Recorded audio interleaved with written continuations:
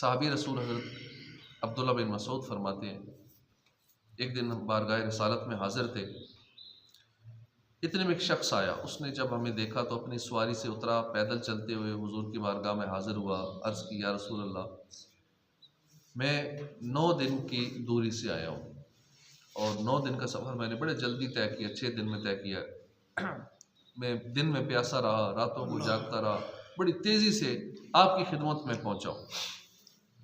या रसूल अल्लाह, मेरे आने का मकसद बस 2 सवाल है। इन 2 सवालों ने मेरी नींद उड़ा रखी, बस मैं इनके जवाब चाहता हूँ। प्यारे आका सल्लल्लाहु अलैहि वसल्लम ने उसका नाम वगैरह पूछा। अब उन सहाबी ने अपने 2 सवाल पूछे। अर्ज़ की कि वो बंदा जो अल्लाह को पसंद है उसकी निशानी क्या है, और दूसरा वो बंदा जिसे अल्लाह पसंद नहीं करता उसकी निशानी क्या है। अब ये अनोखे सवाल थे, फिर गैब जानने वाले आका ने जवाब दिए, बड़े अनोखे दिए। फरमाया, कैफ़ा अस्बहत या ज़ैद, ए ज़ैद तुमने सुबह किस कैफियत में की। अर्ज़ की, या रसूल अल्लाह सल्लल्लाहु अलैहि वसल्लम, सुबह जब की तो मेरी कैफियत ये थी कि मेरे दिल में नेकी की और नेक लोगों की मोहब्बत थी। मेरा दिल चाहता था कि मैं नेक काम करूं, फिर जो नेकी मुझसे रह गई मैं ना कर पाया तो मुझे दुख हुआ उस पर। जो नेकी मैं कर पाया, चाहे थोड़ी थी या ज़्यादा थी, मुझे सवाब का यकीन हो गया। ये 4 कैफियत है। एक है नेकी से मोहब्बत, एक है नेक लोगों से मोहब्बत, नेक काम करने की चाहत है, अगर कोई नेकी ना हुई तो उस पर हसरत है। हुजूर ने ये जवाब सुनकर फरमाया, हिया बिआइनी हा या ज़ैद, ए ज़ैद यही तेरे सवाल का जवाब है। अगर अल्लाह की खुफिया तदबीर तेरे बारे में कुछ और होती तो अल्लाह पाक इसके अलावा काम तेरे लिए आसान फरमा देता, और उसे कुछ परवाह न थी कि तुम किस वादी में हलाक होते हो। अब ये कितना खूबसूरत एक क्राइटेरिया हमें अता फरमा दिया गया अपने आप को चेक करने का।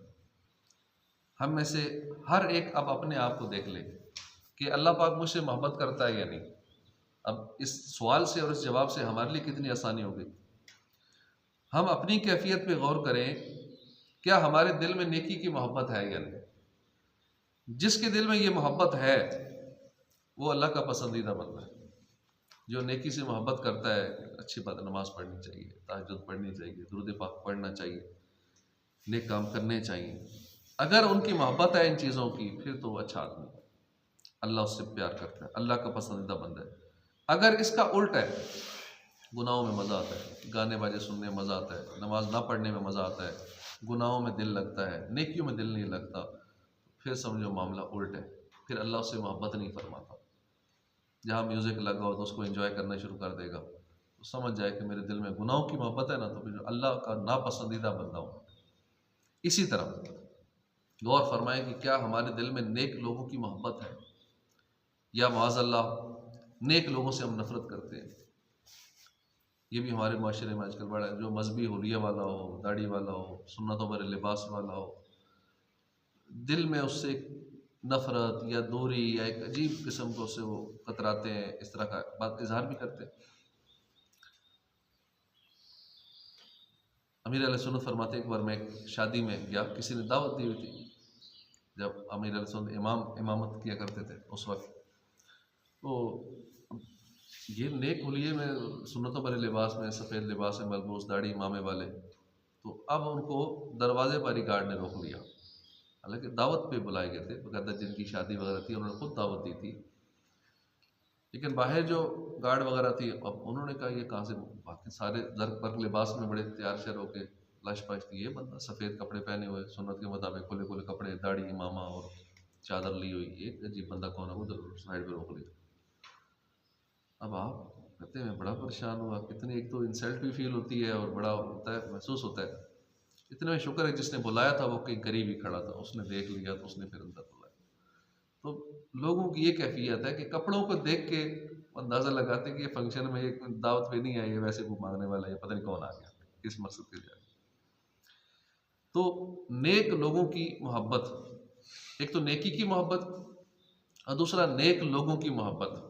ठीक है, बज़ाहिर हमें को नज़र आ रहा है मजहबी बंदा है, नेक हुलिये में लग रहा है, मजहबी हुलिये में लग रहा है, सुन्नतों भरे लिबास में है, तो अब उसकी मोहब्बत है या उस ऐसे लोगों से दिल में नफरत है, अब हम खुद गौर कर लें। अगर तो मोहब्बत है नेक लोगों की तो ठीक है, बहुत अच्छी बात है। अगर ऐसा मामला नहीं है, इसका मामला उल्ट है, तो फिर गौर करना चाहिए। माज़अल्लाह अल्लाह के नेक बंदों का, जैसे सहाबा का, अहले बैत पाक का, औलिया कराम का, इमाम आज़म का, गौसे पाक, दाता हुजूर, बाबा फरीद, सखी शाहबाज कलंदर है, ख्वाजा अजमेर है, आला हज़रत रहमतुल्लाह अलैह और दीगर नेक लोगों का अगर दिल में बुग़्ज़ पाते हैं तो फिर डर जाना चाहिए कि जिसके दिल में नेक लोगों की मोहब्बत नहीं है बल्कि बुग़्ज़ है, तो वो हरगिज़ अल्लाह का पसंदीदा बंदा नहीं हो सकता। ये क्राइटेरिया हमें पता चल गया इस हदीस पाक से। फिर गौर फरमाइए, क्या नेक काम करके खुशी होती है, सुकून मिलता है, दिल की क्या कैफियत बनती है? नमाज पढ़ी, तहज्जुद पढ़ी, ज़िक्र अज़कार किया, अगर तो मज़ा आया, खुशी हुई, समझ लीजिए तो अच्छी बात है, मैं अल्लाह का पसंदीदा बंदा हूँ। अगर खुशी नहीं हुई, मज़ा नहीं आया, नमाज़ें भी ज़बरदस्ती पढ़ रहे हैं, दीगर नेक काम भी ज़बरदस्ती कर रहे हैं, दिल खुश नहीं हो रहा, दिल गुनाहों पे खुश होता है, नेकियों पे खुश नहीं होता, तो फिर समझ लें मैं अल्लाह का पसंदीदा बंदा नहीं। तो अगर नेकी से महरूमी हो जाए, कोई नेकी ना कर पाए, तो क्या उस पर पछतावा होता है? अगर ये प्यारी प्यारी कैफियत हैं तो खुशी की बात है कि मेरी नमाज रह गई है माज़अल्लाह, और इस तरह के फ़राइज़ वाजिबात तो सोच भी नहीं सकता ना कोई नमाजी आदमी, उसको तो शायद नींद ही ना आए, इशा की नमाज ना पढ़े तो शायद उसको नींद भी नहीं आएगी सारी रात। ठीक है, वो लेटा रहेगा लेकिन उसके अंदर की कैफियत ये होगी कि आँख नहीं लगेगी, बेचैनी की कैफियत रहेगी सारी रात उसकी। अगर इशा मिस हो गई, इशा अगर नहीं पड़ी, तो इस तरह फजर रह गई तो उसके भी दिल बेचैन रहेगा, ना उसे सुकून की नींद आएगी, ना उसके खाने में मज़ा आएगा, बिल्कुल कहेगा बेचैनी, पता नहीं क्या मसला है। असल में उससे नेकी रह जाती है कि नेकी रह जाने की वजह से, ये तो चलो फ़राइज़ व वाजिबात है ना, आम नेकियां भी रह जाएंगी। जैसे आप जिनको फजर का ये मदनी हल्का है हमारा, इसमें माशाल्लाह जो रेगुलर इस्तकामत से बैठते हैं, अब किसी वजह से इस नेकी से किसी दिन महरूम हो जाएं, तो फिर जो दिल की कैफियत होती है, यार आज इतनी नेकियों से महरूम हो गए, इशराक व चाश तक जो सवाब मिलना था, हज उम्रे का सवाब मिलना था, इल्म दीन की इतनी बातें सीखनी थी, ये फजर का बरकत वाला वक्त मस्जिद में गुजारना था, इल्म दीन के हल्के में बैठने के जो फ़ज़ाइल थे, इशराक व चाश वगैरह जो पढ़नी थी, ये सारे मामलात से महरूम रह गया। अब उसकी जो कैफियत होगी, लेकिन जो नहीं बैठते या जो जानबूझ के दुनिया सो रही है इस वक्त, कितनी फजर भी नहीं पढ़ रही होगी, तो अब ऐसों की जो कैफियत होती है वो साल में खुश है, ये साल में खुश है। इनकी जब ये कैफियत नहीं होती तो ये परेशान होती है, और उनकी जब ये कैफियत होती है तो उससे परेशान होती है, यहाँ दिल नहीं लगता, किसी का वहाँ दिल नहीं लगता, किसी का यहाँ दिल नहीं लगता, अपनी अपनी कैफियत है। खुद बंदा गौर कर ले, नेकी से महरूमी पे हमारे दिल की कैफियत क्या होती है। नेकी ना कर पाए तो पछतावा होता है, नहीं होता। तो ये प्यारी कैफियत अगर है तो फिर तो खुशी की बात है कि हम अल्लाह के पसंदीदा बंदे हैं। और अगर मामला इसका उल्ट है तो फिर तो डर जाना चाहिए कि अल्लाह के नापसंदीदा बंदों में अगर शुमार हो गया, अल्लाह नापसंद इसे करता है, तो फिर उसका ठिकाना जहन्नम ही होगा। हज़रत अबू उमामा रज़ियल्लाहु अन्हु से रिवायत है कि एक मरतबा एक शख्स ने हुज़ूर सल्लल्लाहु अलैहि वसल्लम से पूछा, या रसूलल्लाह ईमान क्या है? फरमाया, जब तुम्हें अपनी नेकी खुश करे और अपनी बुराई गमगीन करे तो तुम कामिल मोमिन। एक और हदीस पाक है, हुज़ूर नबी पाक सल्लल्लाहु अलैहि वसल्लम ने फरमाया, जिसको उसकी नेकी खुश करे और उसकी बुराई गमगीन करे तो वो कामिल मोमिन। सुभान अल्लाह, अल्लाह पाक हमें ऐसी प्यारी प्यारी कैफियत नसीब फरमाए। गुनाहों से मुझको बचा या इलाही, बुरी आदतें भी छुड़ा या इलाही, खताओं को मेरी मिटा या इलाही, मुझे नेक खसलत बना या इलाही। हमने हज़रत ज़ैद रज़ियल्लाहु अन्हु वाली खूबसूरत हदीस पाक सुनी। अब इस पर गौर फरमाइए कि हज़रत ज़ैद रज़ियल्लाहु अन्हु ने सवाल पूछा था, या रसूलल्लाह, अल्लाह के पसंदीदा और नापसंदीदा बंदे की निशानी बताइए। इस पर आप सल्लल्लाहु अलैहि वसल्लम ने उनको जवाब नहीं दिया, बल्कि जवाब के तौर पर एक सवाल पूछा।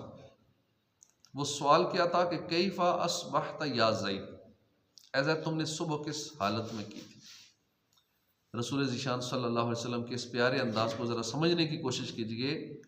आपने अल्लाह का पसंदीदा बंदा या नापसंदीदा बंदा होने को सुबह की कैफियत के साथ जोड़ दिया। यानी अगर तुम ये देखना चाहते हो कि तुम अल्लाह के पसंदीदा बंदे हो या नहीं हो, तो सुबह सुबह की कैफियत पर गौर कर लिया करो। अब सुबह का वक्त, ये वाला वक्त, सुबह सुबह क्या कैफियत है दिल की, उस पे ये कैफियत फैसला करेंगी कि रब के यहाँ तुम्हारा मकाम क्या है। अल्लाह अकबर। अब हम में से हर एक अपनी सुबह के बारे में गौर कर लें। हमारी सुबह किस हालत में होती है? अफसोस हमारे यहाँ बहुत अजीब हालात है। सुबह उठते हैं तो माज़अल्लाह फजर कज़ा हो चुकी होती है। सुबह उठकर दुनियावी कामों की फिक्र होती है, आज ये करना है, ये करना है, ये काम है, फलां काम है। जो असल काम है फ़र्ज़, वो तो छोड़ ही दिया। जो औरादो वज़ाइफ करने थे छोड़ ही दिए। जो सुबह सुबह नेकियों से आगाज़ करना था, तिलावत करनी थी, इल्म दीन सीखना था, हज उम्रे का सवाब कमाना था, इशरा को चाश पढ़नी थी, ये तो छोड़ ही दिए। हाँ, फिक्र पूरे दिन के कामों की लगी हुई। घड़ी पर नज़र पड़ती है, दिल से आह निकलती है, वक्त थोड़ा रह गया, काम पर पहुँचना है, ये काम भी है, दफ्तर पहुँचना है, कारोबार में जाना है, ये मसला, उसका लेन देन करना है, फलां फलां काम है। बस वो फिक्रें लगी हुई हैं। असल फिक्र ये नहीं है कि मेरा सुबह कितनी चीज़ें रह गई, मैं कितनी नेकियों से सुबह सुबह महरूम हो गया। आज फलां काम भी करना है, फलां से पैसे लेने हैं, फलां को देने हैं, कारोबारी परेशानियाँ हैं। बाज़ों को सोशल मीडिया में शौक़ होता है कि ये देखना है, ये देखना है। सुबह उठती दुनिया भर की ख़बरें बस वो दिमाग में उतारना शुरू कर देते हैं। सुबह उठते ही सोशल मीडिया देखेंगे, पर देख लेंगे हम रात को सोए रहे तो पता नहीं क्या हो गया होगा, सारी पिछली क्या अपडेट्स है उसकी होती है। गर्ज के सुबह को उठकर ना नमाज की फ़िक्र है, ना औरादो वज़ाइफ की फ़िक्र है, ना अल्लाह का जिक्र, ना दरूद की कसरत, ना नेक कामों की रग़बत। बस यूं ही सुबह होती है, शाम होती है, ज़िंदगी यूं ही तमाम होती है। याद रखिए, सुबह का वक्त बहुत ही कीमती वक्त है। ये जो वक्त गुजर रहा है, जन्नत में यही वक्त होगा, बड़ा सुहाना सुहाना प्यारा वक्त होगा। और ये एंजॉय करने के वक्त दुनिया अगर सो रही है बिस्तर में, इतनी बड़ी महरूमी है कि ये जन्नत वाला वक्त, जन्नत वाला मौसम, इसको एंजॉय करने से महरूम है। इस वक्त रहमतें उतरती हैं, बरकतें इस वक्त उतरती हैं कि जब दुनिया सो रही है और दीगर कामों में लगी। रिज़्क़ की तकसीम का ये वक्त है, अल्लाह के जिक्र में मसरूफ़ होने का वक्त है। जो लोग सुबह जल्दी उठने के आदी हैं, उन्हें अंदाज़ा होगा कि ये एक खूबसूरत वक्त है। सुबह की ये भीनी भीनी रूह को ताजगी बख्श हवा कैसी प्यारी प्यारी ताज़गी बख्श रही होती है। परिंदे अपने अपने घोंसलों से निकल कर इधर उधर उड़ते हुए अल्लाह की तस्बीह कर रहे होते हैं। हर तरफ एक फ्रेशनेस, एक ताजगी फैली होती है, हर तरफ एक सुहाना माहौल होता है। बल्कि हम ये कह सकते हैं कि सुबह का वक्त ज़िंदगी की नई शुरुआत का वक्त होता है। नींद से उठने की जो दुआ है ना, हमारे आका सल्लल्लाहु अलैहि वसल्लम से मनकूल है। अब इस पे गौर कीजिए, अल्हम्दुलिल्लाहिल्लज़ी अहयाना बअदमा अमातना व इलैहिन नुशूर। तमाम तारीफ़ें अल्लाह के लिए, उस अल्लाह के लिए जिसने मौत के बाद हमें ज़िंदा किया। अहयाना बअदमा अमातना, कि हमें मौत के बाद ज़िंदा किया, यानी नींद के बाद उठना नसीब फरमाया और उसी की तरफ पे लौट कर जाना है। कितना ये प्यारा वक्त है कि हम मौत से दोबारा उठे हैं, कितना ये खुशी वाला वक्त है, अल्लाह की तारीफ़ करने वाला वक्त है, अल्लाह का शुक्र अदा करने वाला वक्त है। प्यारे आका सल्लल्लाहु अलैहि वसल्लम ने नींद से उठने को ज़िंदगी से ताबीर किया। यानी जब हम नींद से बेदार हुए तो गोया हमें नई ज़िंदगी मिल गई। फिर इस दुआए मुस्तफ़ा में प्यारे आका की प्यारी प्यारी कैफियत को देखिए। अव्वल तो आपकी नींद के साथ ही कोई मुआवजा नहीं हो सकता। हमारी नींद गफलत वाली होती है और आप सल्लल्लाहु अलैहि वसल्लम की नींद भी बेमिसाल थी, बाकमाल थी। खुद फरमाते हैं, मेरी आँख सोती है, दिल नहीं सोता। हम सोते हैं ना, सरकार नहीं सोते, बस उनकी आँख बंद होती है, दिल जाग रहा होता है। आप सल्लल्लाहु अलैहि वसल्लम जब आराम फरमा होते थे तो नींद की हालत में कभी अल्लाह का दीदार होता था, कभी जन्नत की सैर फरमाते, कभी दुनिया के राजों को मुलाहिजा फरमाते, खुल्द की सैर तो कभी रब का दीदार। क्या बेमिसाली नींद है आपकी, आंखें सोती हैं, दिल जागता है, क्या बेमिसाली नींद है आपकी। गर्ज के प्यारे आका सल्लल्लाहु अलैहि वसल्लम की प्यारी प्यारी नींद ही बेमिसाल और बाकमाल है। फिर जब आप नींद से जागते थे तो दिल मुबारक की कैफियत देखी, कैसी प्यारी कैफियत होती थी। एक तो शुक्र की कैफियत, आजकल भी मोटिवेशनल स्पीकर और बड़े बड़े दानिशवर यही कहते हैं कि अगर पूरा दिन खुश रहना है तो जब उठो तो उस टाइम ग्रेटिट्यूड वाली कैफियत, शुक्राने वाली कैफियत पैदा करो। सोचो अल्लाह ने ये नेमत दी, ये दी, ये दी, ये दी, सोच लो या लिख लो अपने पास, रात को ये लिख के लिस्ट बना लो और सुबह सुबह उस लिस्ट को पढ़ लो। अल्लाह ने ये भी दिया, अल्लाह ने ये भी दिया, मुझे आंखें भी दी, कान भी दिए, खाना भी हजम हो जाता है, कोई बीमारी भी नहीं है, ये मसला नहीं हो, सारी चीज़ें लिख लो, सुबह उठ के उसको पढ़ लो, फिर अल्लाह का शुक्र अदा करो, अल्लाह इतना तेरा करम। अब ये शुक्र वाली कैफियत अब इस दुआ में वैसे ही मौजूद है। आप सल्लल्लाहु अलैहि वसल्लम उठकर अल्लाह की हम्द किया करते थे, अल्हम्दुलिल्लाहिल्लज़ी अहयाना बअदा मा अमातना, तमाम तारीफें उस अल्लाह की जिसने हमें जिंदा कर दिया। यही कितना बड़ा करम है कि उसने जिंदा कर दिया। ये शुक्र की कैफियत थी। और फिर फिक्र आखरत वाली कैफियत कि आप कहते हैं वाह इलैहिन नुशूर, फिर उसी की तरफ पलटना, शुक्र भी और फिर आखरत को याद करना, फिक्र आखरत भी, ये आखरत की याद वाली कैफियत है। कितनी प्यारी प्यारी कैफियत है। मौत की याद हर वक्त होनी चाहिए, बल्कि घर में ऐसा माहौल बनाना चाहिए हमें कि मुख्तलिफ मौज़ूआत पे ना घर में कभी कलाम करना चाहिए कि आज हम इस टॉपिक पे बात करेंगे, कल हम इस मौजू पे सारे घर वाले बैठ के बात करेंगे। तो इसमें मौत का टॉपिक भी रखना चाहिए कि आज हम मौत के बारे में सारे बच्चों को बिठा के आज मौत के बारे में जिक्र करेंगे, आज कब्र के बारे में, आज जहन्नम का जिक्र करेंगे। लेकिन हमारे यहाँ होता ही नहीं ऐसा। मौत का तज़किरा भी बच्चों से डरते हुए नहीं करते हैं कि नहीं बच्चे डर जाएंगे, बच्चों के सामने कब्र का जिक्र नहीं करना, मौत का जिक्र नहीं करना, आखिरत का जिक्र नहीं करना। ये ज़रूरी है करना।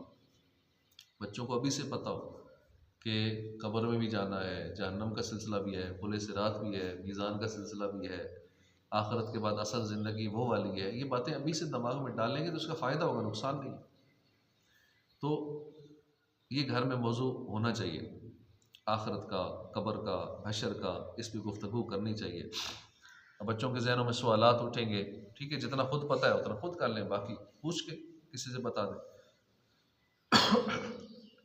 तो नींद से उठकर शुक्र की कैफियत और फिर आखिरत की फिक्र वाली कैफियत, व इलैहिन नुशूर, ये आखिरत की याद दिलाने वाली कैफियत है।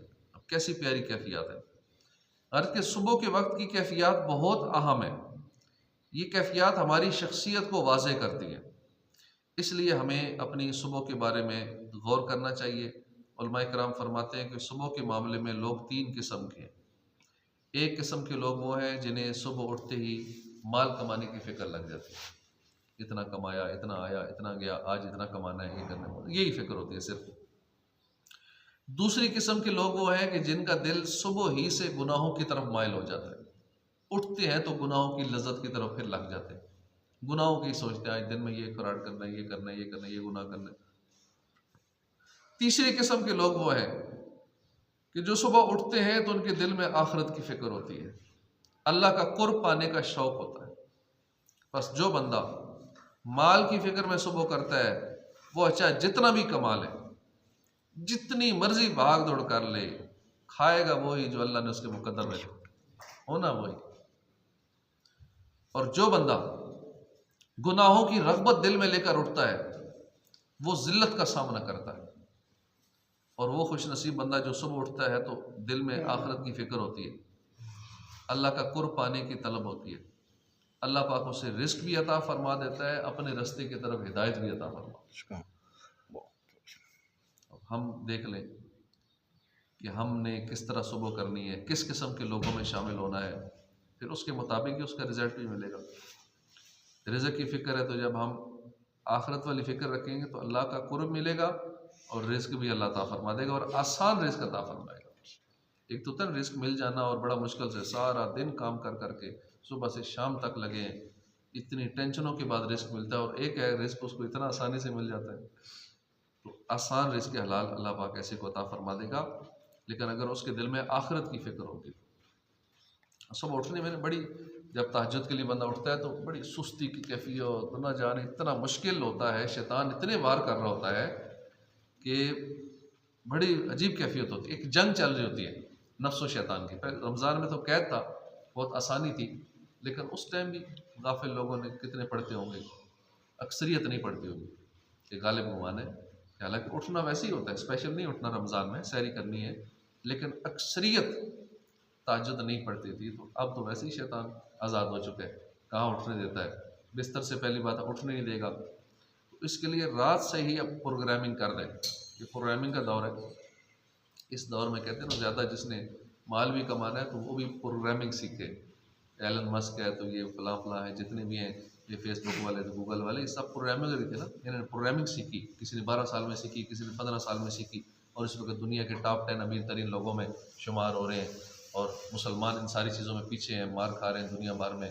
और वजह ये थी प्रोग्रामिंग, ये ऐसी स्किल है। तो कहते हैं क्या सीखें इस दौर में, क्या करें, तो स्किल चलो और कुछ नहीं सीखने, एक प्रोग्रामिंग सीख लो।